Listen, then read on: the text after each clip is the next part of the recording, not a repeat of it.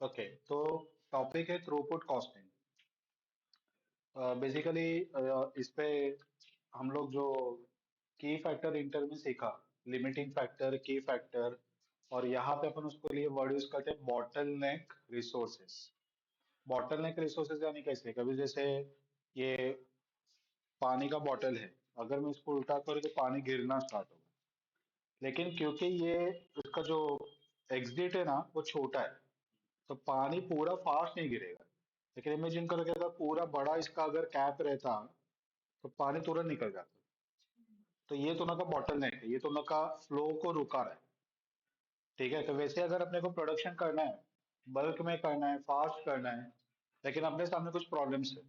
या तो मटेरियल नहीं है, लेबर नहीं है, ठीक है, या तो मशीन्स नहीं है, या तो मार्केट में डिमांड नहीं है उतना, सप्लाई चेन का प्रॉब्लम है। ठीक है, तो ये सब हमें बॉटल नेक्स है। तो प्रैक्टिकल में कंपनी को बहुत सारे बॉटलनेक से पास होना पड़ता है। डिफिकल्टीज अपन बोल सकते हैं, लेकिन ये difficulties in the sense technical difficulty से ज्यादा रिसोर्स का डिफिकल्टी। ठीक है, यानी कि पैसा खर्चा करने के बाद भी अपने को रिसोर्सेस नहीं मिल रहे। बहुत सारे जगह पे वर्कर्स अपने को स्किल्ड चाहिए, तो वर्कर है लेकिन स्किल्ड वर्कर नहीं। तो जो क्वालिटी अपन एक्सपेक्ट करें वर्कर उतना डिलीवर नहीं कर पा रहे। कभी मटेरियल कम रहता है, हम लोग को जितना मटेरियल चाहिए उतना मार्केट में अवेलेबल नहीं है। ठीक है, या तो प्राइस इतना हाई है कि वो अपने प्रोडक्ट कॉस्टिंग पूरा बिगाड़ देगा, यानी कि अपन उतना हाई प्राइस पे फिनिश गुड्स को बेच नहीं पाएंगे। तो मटेरियल अपने पास अवेलेबल नहीं है, चीप मटेरियल लाना पड़ेगा अपने को। ठीक है, तो ऐसे मल्टीपल प्रॉब्लम्स अपने सामने रहते हैं, और वो टाइम पे अपन उसको कैसे मैनेज करेंगे। तो अपन एक कंसेप्ट फॉलो करते हैं जिसको बोलते हैं theory of constraint.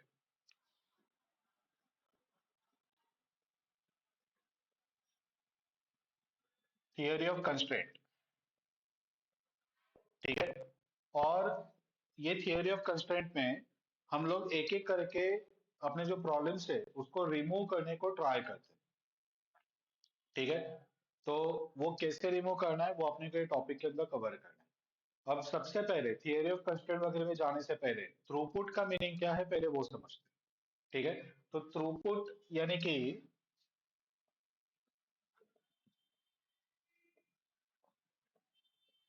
Throughput contribution, जिसको अपन कैलकुलेट करेंगे sales minus material cost only.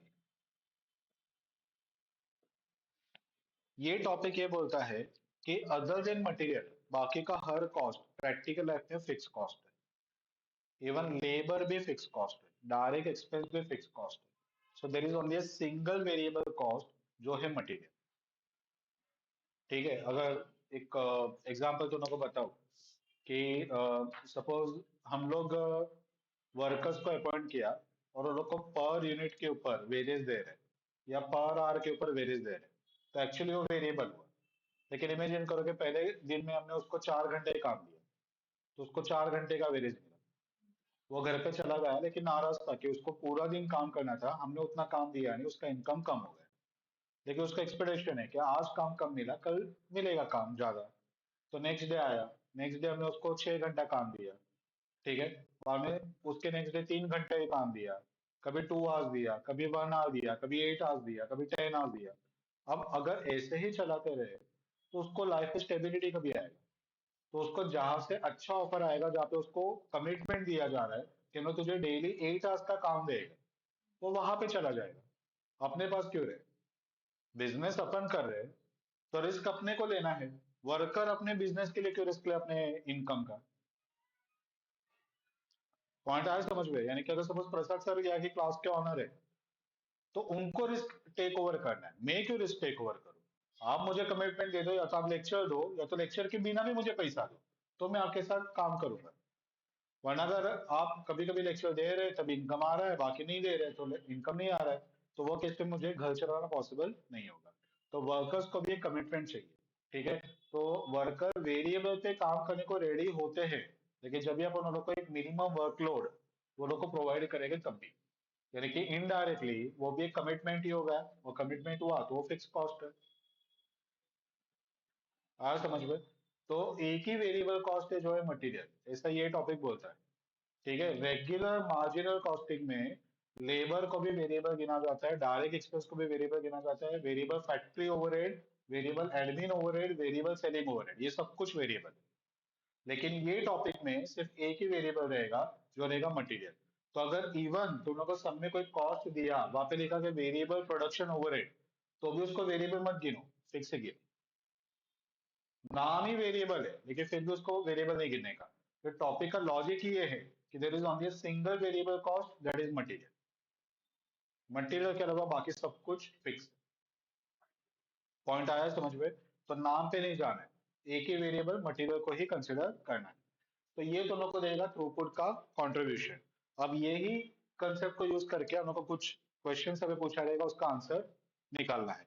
तो पहला सम एकदम कॉमन सम है, उसमें थियरी ऑफ कंस्ट्रेंट वगैरह का कोई कंसेप्ट इन्वॉल्व नहीं हो रहा है, तो पहले वो कवर करते हैं। ठीक है, थोड़ा सा मैं इंटर का रिवाइज करवाता हूँ, की फैक्टर वाला पार्ट। तो की फैक्टर में हम लोग क्या करते थे, की फैक्टर बोलो या लिमिटिंग फैक्टर बोलो, दोनों एक ही है। फॉर एग्जाम्पल अपन तीन प्रोडक्ट बना रहे एबीसी, ठीक है। तो सेल्स ले गए तीनों का, माइनस वेरिएबल कॉस्ट तीनों का, तो हम लोग को मिलेगा कंट्रीब्यूशन पर यूनिट। ठीक है, इसको अपन डिवाइड करेंगे की फैक्टर से, की फैक्टर पर यूनिट। एक यूनिट बनाने के लिए कितना की फैक्टर लगता है, ये की फैक्टर क्या रह सकता है, तो रॉ मटेरियल रह सकता है। तो रॉ मटेरियल का कितना केजी रॉ मटेरियल लगता है एक यूनिट बनाने के लिए, उससे तुम लोग को डिवाइड करना है। अगर लेबर की फैक्टर है, तो एक यूनिट बनाने के लिए कितना लेबर आवर्स लगता है। अगर मशीन की फैक्टर है, तो एक यूनिट बनाने के लिए कितना मशीन आवर्स लगता है, उससे तुम लोग को ये डिवाइड करना है। तो ये डिवाइड करके तुम लोग को मिलेगा कॉन्ट्रीब्यूशन पर की फैक्टर। मैं एक एग्जांपल बताता हूँ। सपोज इसका कंट्रीब्यूशन पर यूनिट 10 रुपया है, और अपना की फैक्टर सपोज रॉ मटेरियल है, एक यूनिट बनाने के लिए 2 kg मटेरियल लगता है। ठीक है, यानी कि 2 kg यूज करोगे तो 10 रुपया कमाओगे। इसका मतलब कि 1 kg पे 5 रुपया है। मतलब particular unit of variable item कितना कंट्रीब्यूशन ला रहा है। हाँ, वेरिएबल आइटम नहीं, एक की फैक्टर कितना दोनों का कंट्रीब्यूशन अर्न करके दे रहा है। तो यहाँ पे की फैक्टर है रॉ मटेरियल। ठीक है, तो रॉ मटेरियल को कम से कम यूज करके दोनों को ज्यादा कंट्रीब्यूशन अर्न करना है। तो अगर मैं दूसरा प्रोडक्ट भी ले लूं, सपोज बी, बी का 20 रुपए का कंट्रीब्यूशन है। ठीक है, हाँ, तो 20 रुपए का कंट्रीब्यूशन है, तो अपने को देख के ऐसा लगता है कि अरे ये 10 रुपया ही मिल रहा है, या फिर 20 मिल रहा है, तो बी बनाओ, ए मत बनाओ। ठीक है, मटेरियल कम है, अब वो सब कुछ नहीं बना पाएगा। तभी तो वो की फैक्टर बना। की फैक्टर यानी क्या, कि जो जितने क्वांटिटी में चाहिए उतने क्वांटिटी से कम अवेलेबल है, तो अपन सब कुछ नहीं बना पा रहे। लेकिन ये 20 रुपया कमाने के लिए सपोज यहाँ पे तुम लोग को 5 kg मटेरियल लगता है, एक यूनिट बनाने के लिए 5 kg, यानी कि 5 kg पे 20 रुपया मिलेगा, यानी कि 1 kg पे 4 रुपये मिलेगा। तो ऑब्वियसली तुम लोग को यहाँ पे 1 kg पे 5 रुपया मिल रहा है, यहाँ पे 4 मिल रहा है, तो ये बनाओ ना। तो डिसीजन मेकिंग इसके बेसिस पे नहीं किया जाता, तो ना इसके बेसिस पे डिसीजन मेकिंग करते हो, ये दोनों का रैंक 1 बनेगा। समझा? और वैसे ही सपोज ये 30 का कंट्रीब्यूशन दे रहा है, लेकिन 10 kg लगता है एक यूनिट के लिए, तो ये 3 रुपए का ही कंट्रीब्यूशन दे रहा है। तो एक्चुअली जब तक ये तुम लोग कंपेयर नहीं करोगे ना, तुम लोग को लगेगा कि ये सबसे अच्छा प्रोडक्ट है, लेकिन वो सबसे लोवेस्ट इनकम अर्न कर रहा है in terms of raw material availability. हाँ, समझ में? तो ये कंसेप्ट अपन यहाँ पे अप्लाई करते हैं की फैक्टर में। अब की फैक्टर और थ्रूपुट में सिर्फ एक ही डिफरेंस आएगा। की फैक्टर में हम लोग सेल्स माइनस वेरिएबल लेंगे, वेरिएबल में हर वेरिएबल कॉस्ट लेंगे, material, labour, variable overhead, fix means variable production overhead, variable selling overhead वगैरह सब कुछ।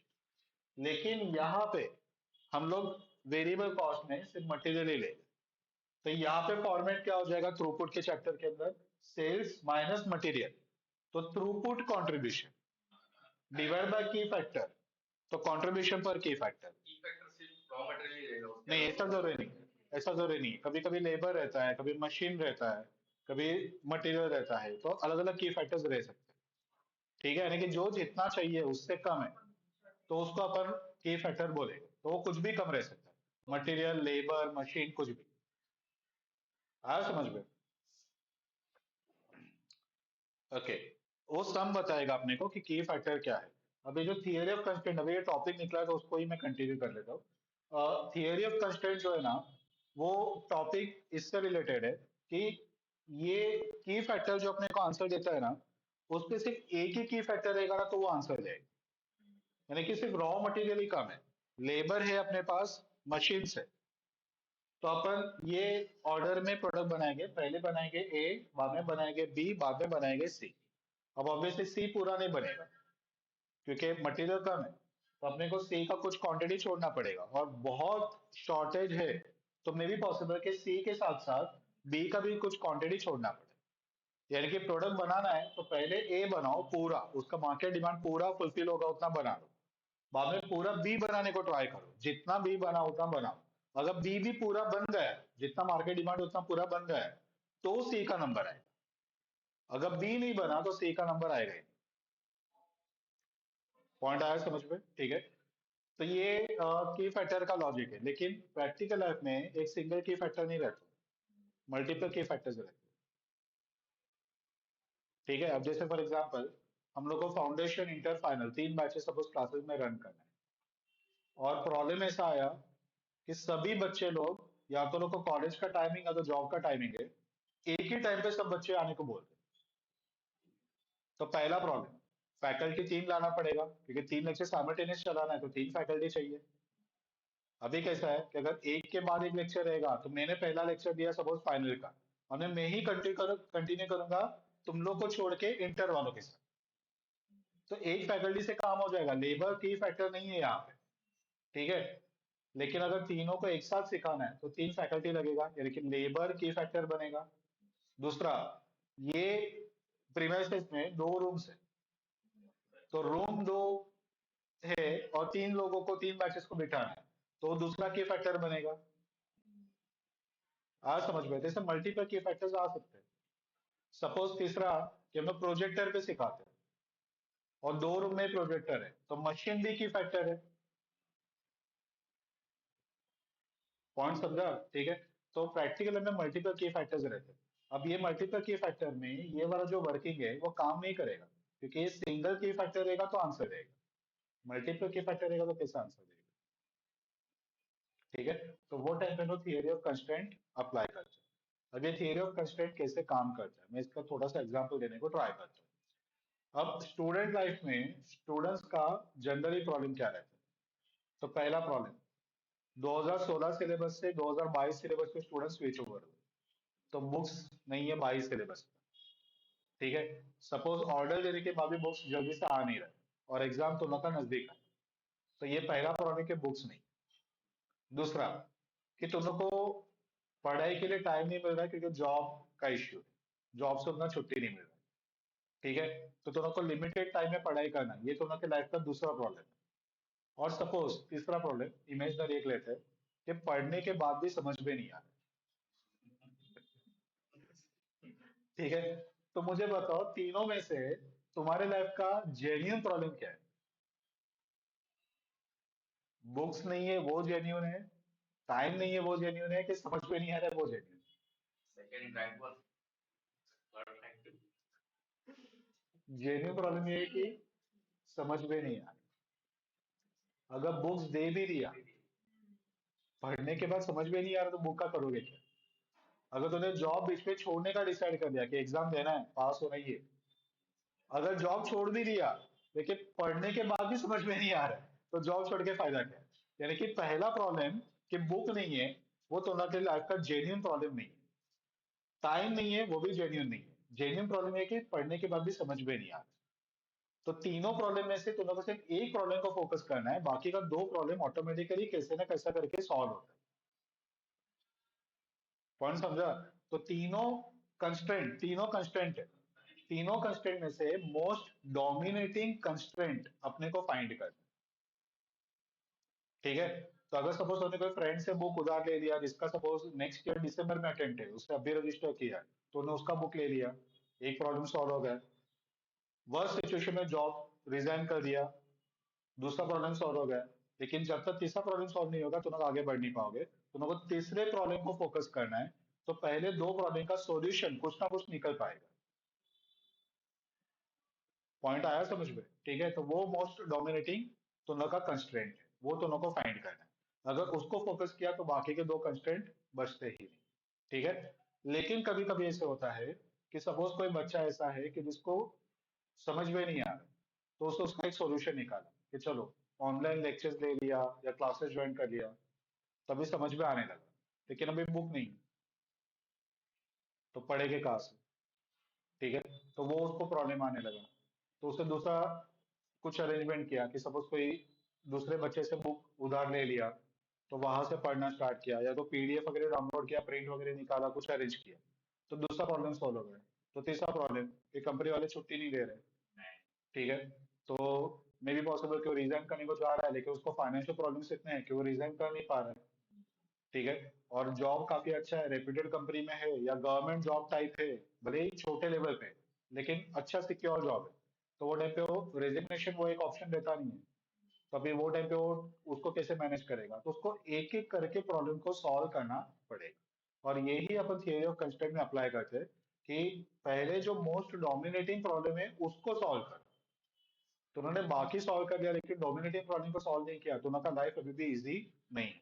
तो पहला नहीं समझ में आ रहा है उसको सॉल्व करो। वो सॉल्व होने के बाद में बुक्स का सॉल्व करो, उसके बाद में टाइम का सॉल्व। तीनों प्रॉब्लम एक साथ सॉल्व नहीं होगा, फेज मैनर में सॉल्व करना पड़ेगा। आज समझ में? लेकिन अगर कोई बच्चा ऐसा है कि जिसको तीनों सॉल्व करना बहुत डिफिकल्ट जा रहा है, पहले उसको टाइम नहीं है, तो क्लासेस कभी जाएगा? अगर वीडियो खरीद लिया और वो पूरा दिन जॉब में ही रहता है, बाकी का टाइम ट्रैवलिंग में रहता है, तो वीडियो देखेगा कभी? तो उसका पहला प्रॉब्लम और दूसरा प्रॉब्लम वो दोनों बहुत क्लोजली लिंक्ड है। जब तक टाइम नहीं मिलेगा वीडियो देख नहीं पाएगा, यानी कि वो समझ नहीं पाएगा, तो वो प्रॉब्लम दोनों एक साथ सॉल्व नहीं हो रहे। तो ऐसे जगह पे जहाँ पे one by one problem solve नहीं हो पाते, वहां पे लास्ट ऑप्शन अपने पास बचता है, जो है एलपीपी, लीनियर प्रोग्रामिंग प्रॉब्लम, जो ओएम का टॉपिक है। दोनों को उसके पास जाना पड़ेगा, वो दोनों का आंसर दे पाया तो वो फाइनल ऑप्शन देगा। अगर वो भी आंसर नहीं दे पाया, तो एक ही है ऑप्शन कि भगवान को प्रे करो और आगे बढ़ो। बाकी अभी इसका कोई सॉल्यूशन बिजनेस वर्ल्ड के पास नहीं। ठीक है। तो पहला, अगर तुम्हारे तुम्हारे कंपनी में तुम लोग को के फैक्टर का प्रॉब्लम फेस हो रहा है, तो तुम लोग सबसे छोटे लेवल पे पहले जाओगे, जो है मार्जिनल कॉस्टिंग का की फैक्टर। उसका आंसर निकालने को ट्राई करोगे। ये तभी आंसर देगा जब एक सिंगल की फैक्टर है तभी। ठीक है। तो वो आंसर निकाल के देगा, वो दोनों को गाइड करेगा, परफेक्टली आंसर आएगा, अच्छे से दोनों काम करोगे, प्रॉफिट जो एक्सपेक्टेड है वो दोनों कमा लोगे। लेकिन अगर तुम लोग के लाइफ में, तुम्हारे बिजनेस में मल्टीपल की फैक्टर्स है, तो की फैक्टर वाला टॉपिक फेल हो जाएगा, वो मल्टीपल की फैक्टर में काम नहीं करता है। तो तुम लोग आओगे थ्रूपुट के थियरी ऑफ कंस्ट्रेंट के पास, और उसको बताओगे कि देख मेरे पास ये तीन कंस्ट्रेंट है, चार कंस्ट्रेंट है, दो कंस्ट्रेंट है, अब तू बता इस पे कौन सा डोमिनेटिंग है, कौन सा सेकंड डोमिनेटिंग है, कौन सा थर्ड रैंक पे डोमिनेटिंग है। और तुम डोमिनेटिंग को फोकस करके आगे बढ़ोगे, यानी कि प्रॉब्लम को सॉल्व करने को ट्राई करोगे थ्रू थियरी ऑफ कंस्ट्रेंट। अगर इसने आंसर दे दिया, ठीक है, तो अच्छी बात है। लेकिन अगर ये भी आंसर नहीं दे पाए, तो तुम लोग को तीसरे ऑप्शन के पास जाना पड़ेगा, जो कॉम्प्लेक्स सिचुएशंस को हैंडल करता है, जो है एलपीपी। अगर एलपीपी ने भी आंसर नहीं दिया, ठीक है, तो वो प्रॉब्लम का सॉल्यूशन तुम्हारे पास नहीं है। ठीक है। यानी कि अगर मैं बोलूं कि मुझे सपोज फॉर एग्जांपल मैं पुणे जा रहा हूँ घूमने के लिए, मुझे पूरा पुणे घूमना है, लेकिन मुझे 2 दिन का ही टाइम। अरे तो कहाँ से घूमेगा? तो अगर रायगढ़ फोर्ट अगर चढ़ेगा तो उस पर एक दिन निकल जाएगा। अष्टविनायक है, रायगढ़ फोर्ट है, ये है वो है, कितना सारा प्लेसेस है, 2 दिन में कैसे कवर होगा? तो तू दो ऐसे प्रॉब्लम्स बता रहा है कि जिसका सॉल्यूशन एक टाइम पे पॉसिबल है ही नहीं। तो तू या तो सब प्लेसेस कवर नहीं कर पाएगा, प्लेसेस को सिलेक्ट कर, या तो टाइम को बढ़ा। अगर तू दोनों के लिए रेडी नहीं है, तो ये प्रॉब्लम का आंसर एलपीपी भी नहीं दे पाए। वो तुझे खुद ही अपने इमेजिनेशन से सॉल्व करना पड़ेगा। आया समझ में? ये कभी फेल होता है ना, उसका मैं एग्जाम्पल बनाता हूँ। अगर सपोज अपने तीन की फैक्टर्स है, raw material, labour and machine, तीन की फैक्टर्स। सपोज हमने रॉ मटेरियल के हिसाब से रैंकिंग दिया, ये मेरा रॉ मटेरियल का रैंकिंग है। रैंक वन कौन आ रहा है? A R. और रैंक थ्री कौन आ रहा है? C R. बाद में लेबर की सबसे वापस पूरा वर्किंग किया, तो कंट्रीब्यूशन पर यूनिट निकाला, की फैक्टर में लेबर आवर्स दिया, कंट्रीब्यूशन पर आवर मिला, और उसमें मैंने देखा कि कंट्रीब्यूशन पर आवर किसका ज्यादा है। अभी आंसर आ रहा है कि रैंक वन इज बी,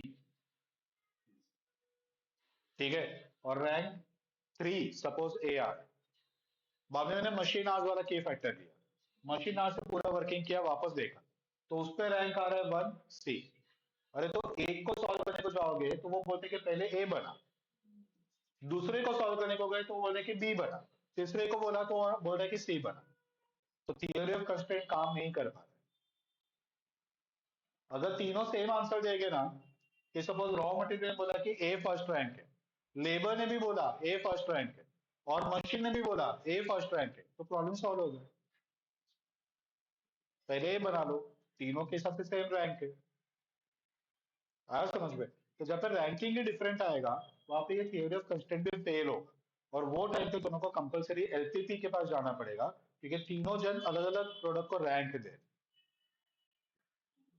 आया समझ में? ठीक है, चलो देखते हैं।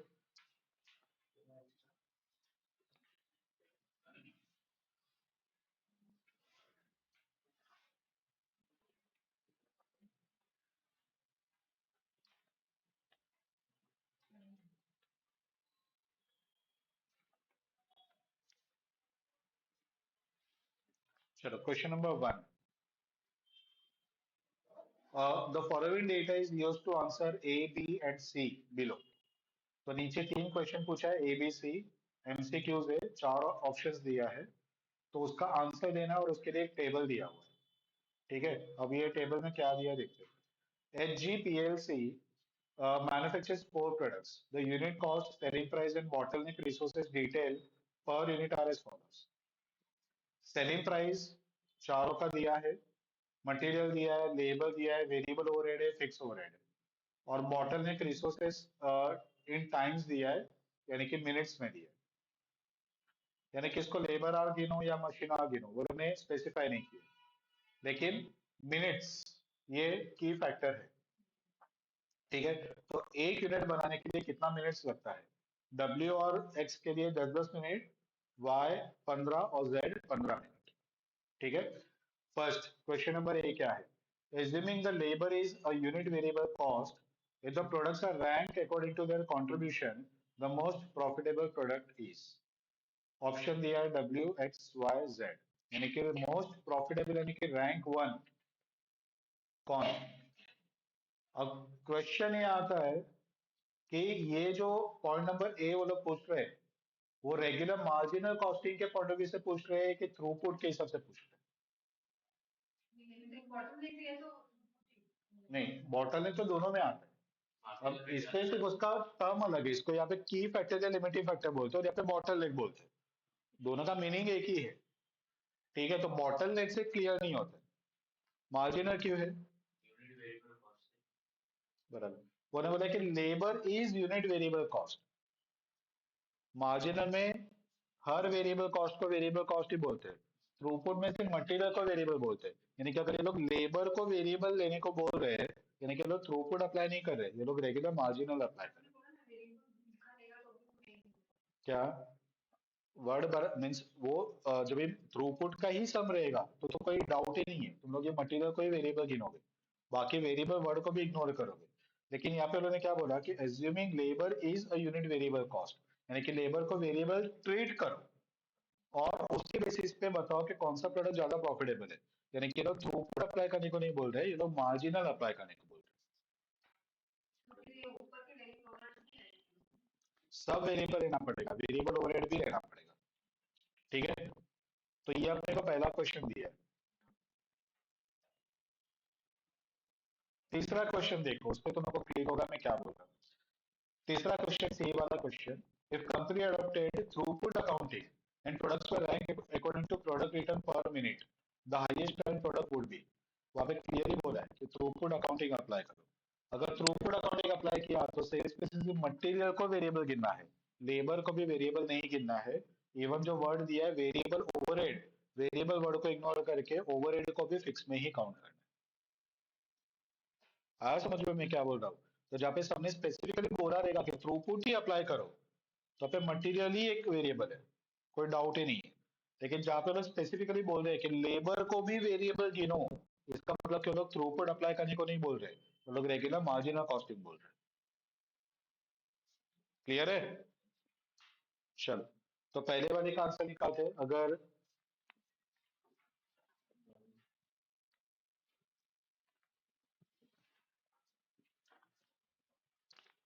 एक लाइन तुम लोग अपने रेफरेंस के लिए लिख के रखो।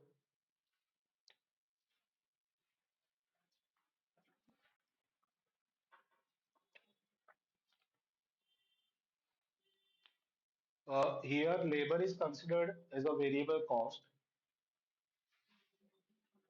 Here labor is considered as a variable cost. Therefore,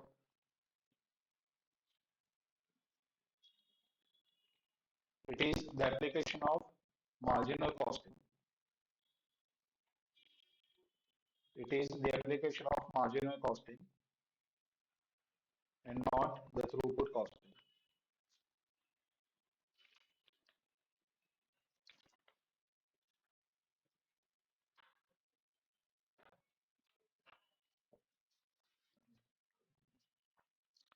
अब देखो, सबसे पहले सेल्स 56, 67, 89, 96 लेस वेरिएबल कॉस्ट। उसमें मटेरियल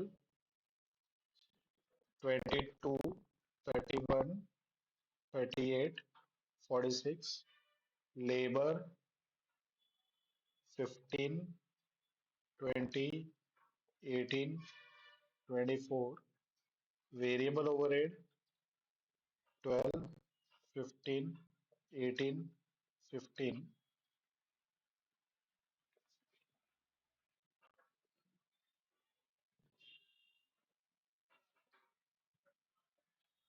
दोनों को मिलेगा कंट्रीब्यूशन पर यूनिट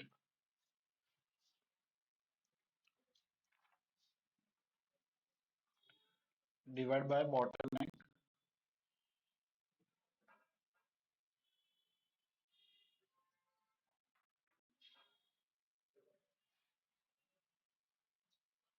मिनट्स में दिया है 10, 10, 15, 15। तो कंट्रीब्यूशन पर मिनट,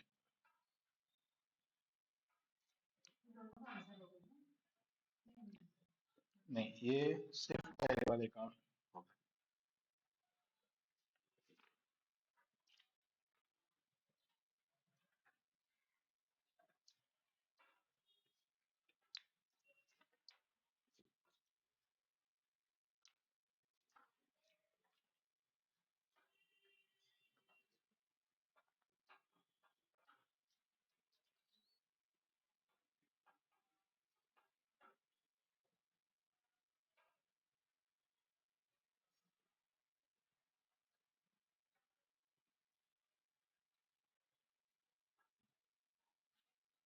ओके, कंट्रीब्यूशन पर पहले का 7, दूसरे का 1,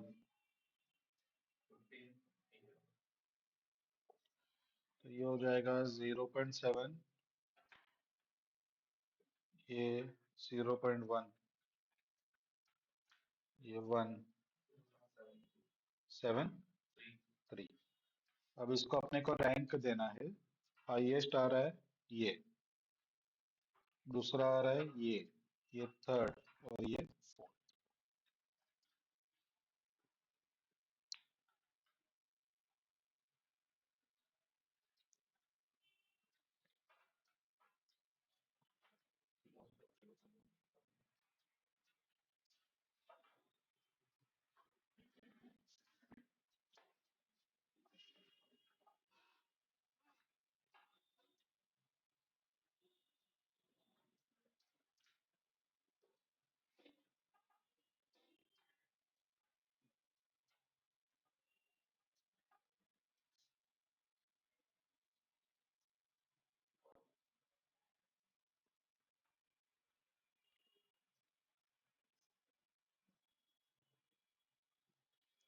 हो गया क्या?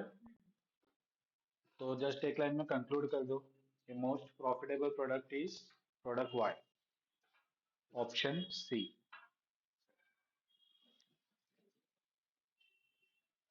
Most profitable product is product Y, option सी।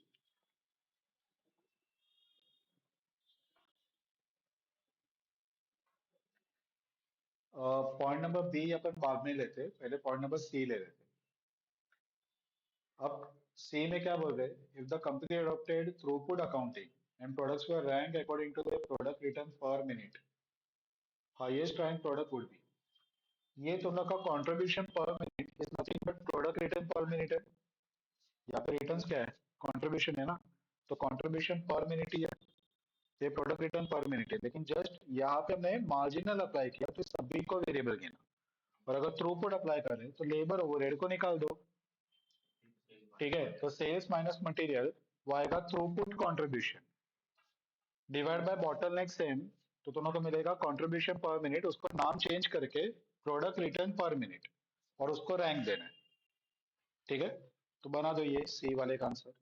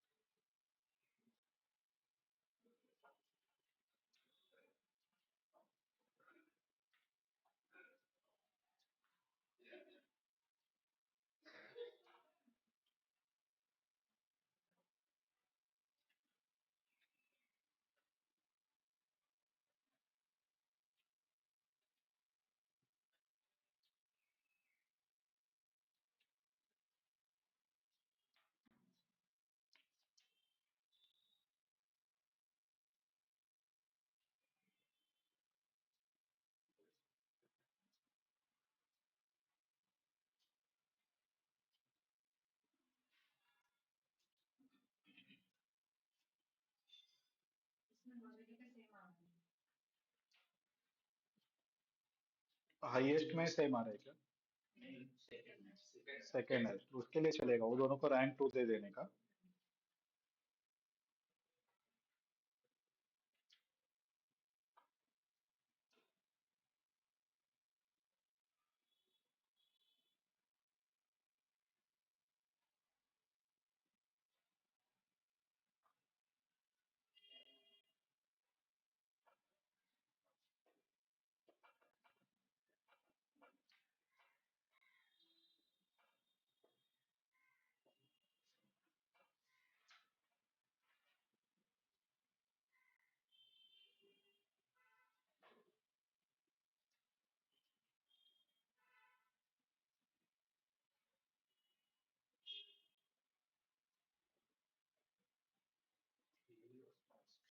कौन सा आ रहा है highest?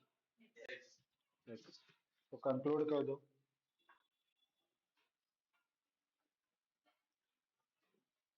Highest rank product would be product x, bracket में ऑप्शन बी।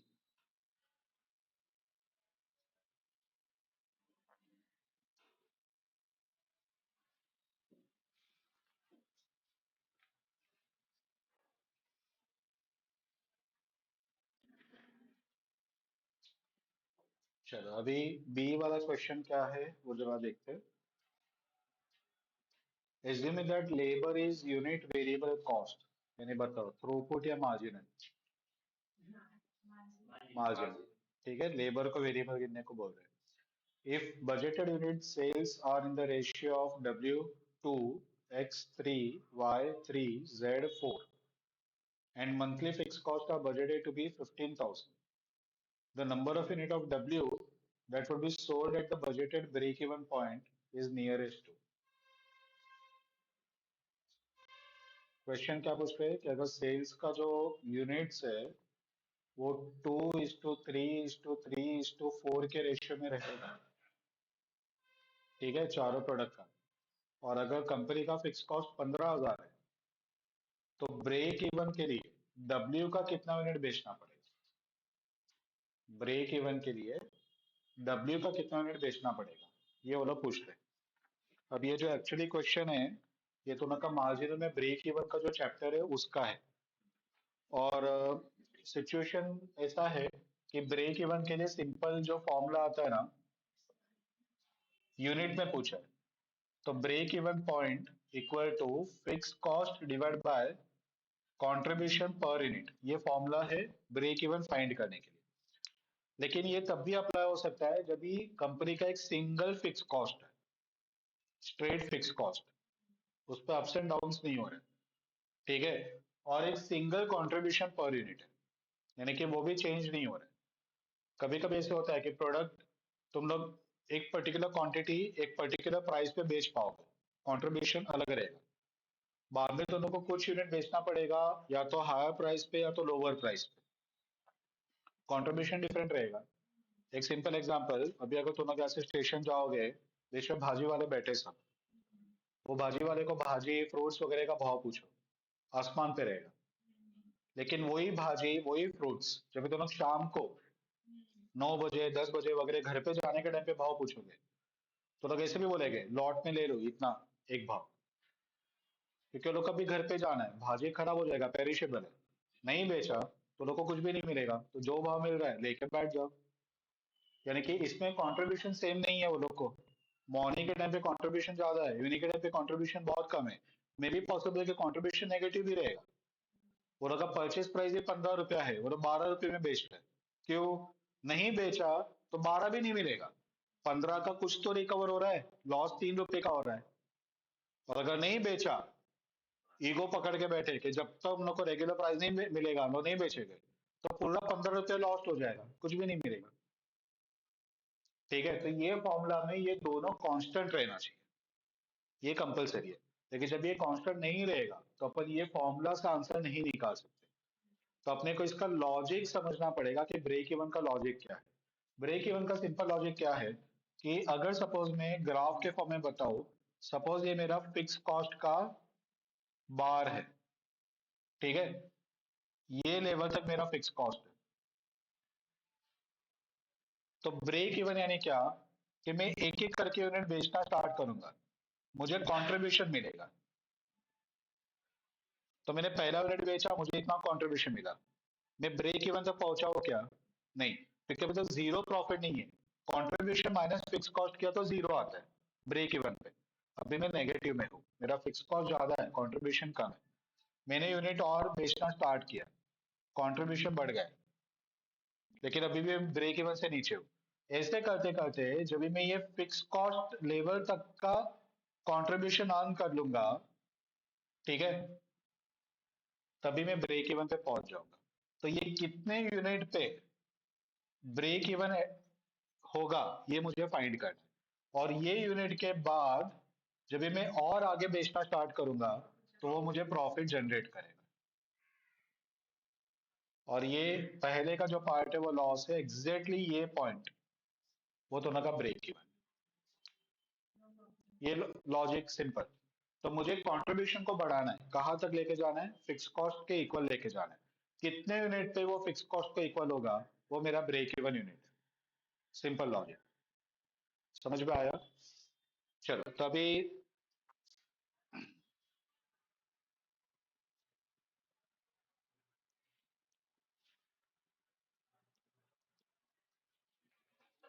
ओके, तो अभी यहाँ पे प्रॉब्लम ऐसा है कि कंपनी के एक प्रोडक्ट नहीं है, कंपनी के चार प्रोडक्ट है। चारों प्रोडक्ट एक ही फैक्ट्री के अंदर बनते हैं। चारों का अलग अलग फिक्स कॉस्ट नहीं है, चारों का कॉमन फिक्स कॉस्ट अपने को दिया है 15,000। तो अपने को फिक्स कॉस्ट पता है 15 है, लेकिन कंट्रीब्यूशन किसका ले, क्योंकि चारों प्रोडक्ट का जो कंट्रीब्यूशन है वो तो अलग अलग है। ठीक है, और कंपनी एक प्रोडक्ट को नहीं बेचेगी, चारों प्रोडक्ट का कॉम्बिनेशन बनाएगी और वो चारों प्रोडक्ट को बेचेगी। प्रैक्टिकल में ऐसे कभी नहीं होता है कि पहले उन्होंने डब्ल्यू बनाया, पूरा डब्ल्यू बेच दिया, बाद में एक्स बनाना स्टार्ट किया, वो बेचना स्टार्ट किया।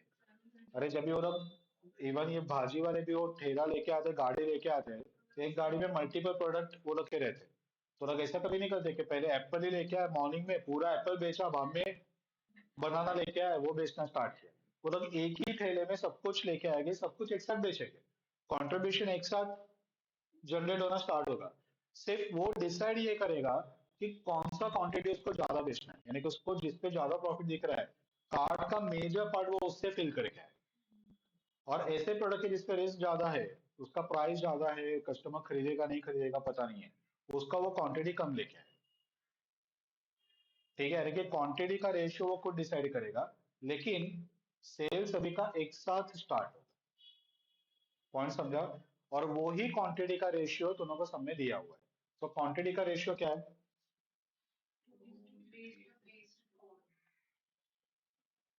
2 3 3 4, ये क्वांटिटी का रेशियो है। ठीक है, तो उसका सेल जब भी होगा, तो ऐसे इमेजिन करो कि 2 यूनिट डब्ल्यू का, 3 यूनिट एक्स का, 3 वाई का, और 4 यूनिट जेड का, ये एक साथ सेल होगा। ठीक है, बाद में नेक्स्ट वापस थोड़ी देर बाद वापस सेल हुआ, तो वापस यही रेशियो में होगा, ऐसा अपन एज्यूम करेंगे कि हर बार जब भी सेल होगा, सपोज 100 रुपए का सेल हुआ, तो 100 रुपए में ये रेशियो में प्रोडक्ट बिके रहेगा। पता चला? ठीक है, अब इसके हिसाब से हम लोग एज्यूम करेंगे कि let quantity sold at break even point will be product W का 2x। स्कूल में था ना, वो दोनों का आता था कि जैसे सुनीता और उसके माँ का एज का रेशियो 1:3 है, तो अपन 1x और 3x एज्यूम कर देते। तो रेशियो जहाँ पे भी रहेगा, यहाँ पे 2x, यहाँ पे 3x 4x। ठीक है, प्रोडक्ट y का आएगा 3x, सॉरी डब्ल्यू, एक्स का आएगा 3x, वाई का आएगा 3x, और z का आएगा 4x। ये क्वांटिटी बिकेगा, तो आपका ब्रेक इवन पे पहुंच जाएगा। देखिए ये कितना क्वांटिटी बेचना है, तो 2x 3x 3x और 4x बेचना है। ठीक है, तो जब भी ये क्वांटिटी बेचा, तो 15,000 का अगर फिक्स कॉस्ट है, तो कंट्रीब्यूशन भी 15,000 ही आना चाहिए। ठीक है, तो therefore at break even point, contribution from above products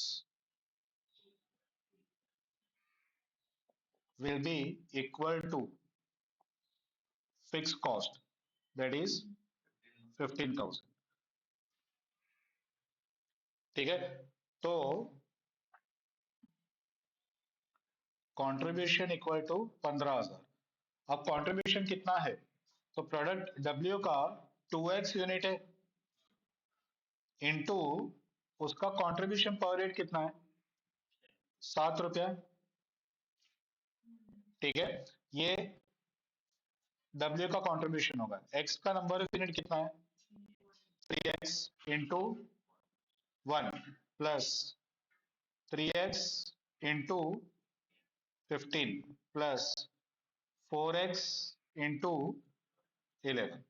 और ये टोटल कंट्रीब्यूशन जो आएगा वो कितना आना चाहिए, तो 15,000 आना चाहिए। ठीक है, तो ये 14x plus 3x plus 45x plus 44x equal to 15,000। Total कितना हो रहा है? तो 106x equal to 15,000, x equal to 15,000 divide by 106, 141.50।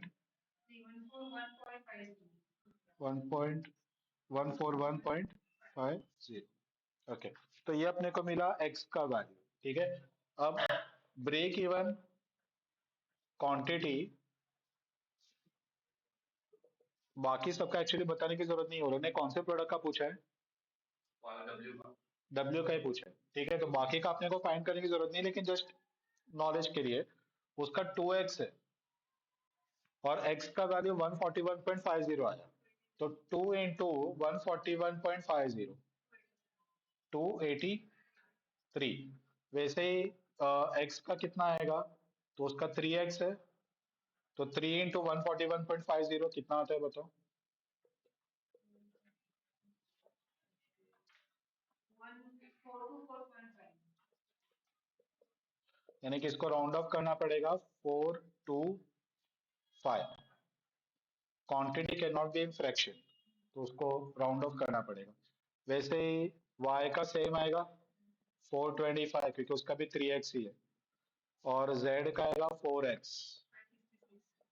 566। जब भी ये यूनिट दिखेगा तभी अपना टोटल कंट्रीब्यूशन 15,000 जाएगा और वो फिक्स कॉस्ट को मैच होते पर ब्रेक इवन पे पहुंच जाएगा। तो उन्होंने क्वांटिटी किसका पूछा है?